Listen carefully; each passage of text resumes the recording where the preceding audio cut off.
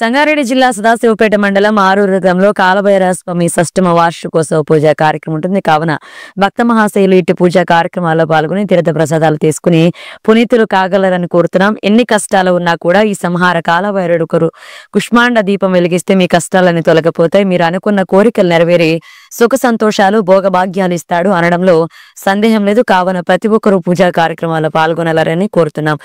పాల్గొనే భక్తులు ముందుగానే ఆలయ అర్చకులు సంతోష్ కుమార స్వామి.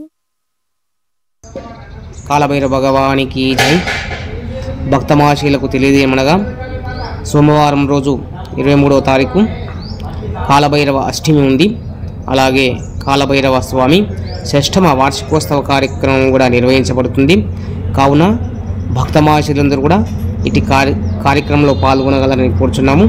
అలాగే ఈ కలియుగంలో ఎన్ని కష్టంలో ఉండా తీర్చేటటువంటి భైరవుడు, సంహార భైరవుడు, అష్టభైరవులలో మన ఆరూరు గ్రామంలో సంహార భైరవుడుగా వేసినటువంటి శ్రీ కాలభైరవ స్వామిని దర్శించుకొని ఆ స్వామి దగ్గర కూష్మాండ దీపాన్ని వెలిగిస్తే ఎన్ని కష్టంలో కూడా తొలగిపోయి సుఖ సంతోషాలతో ఉంటారనడంలో సందేహం లేదు. కావున భక్త మహాశయులందరూ కూడా ఇటు కార్యక్రమంలో పాల్గొని పునీతులు కాగలరని కోరుచున్నాము. జై కాలభైరవ భగవానికి జై. సోమవారం రోజు 23 తారీఖు 2024 ఉదయం పూజా కార్యక్రమాలు నిర్వహించబడతాయి.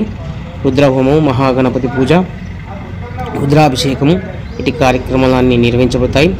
మహాప్రసాదము కూడా ఉంటుంది. కావున భక్తులందరూ కూడా పాల్గొనాలని కోరుచున్నాము.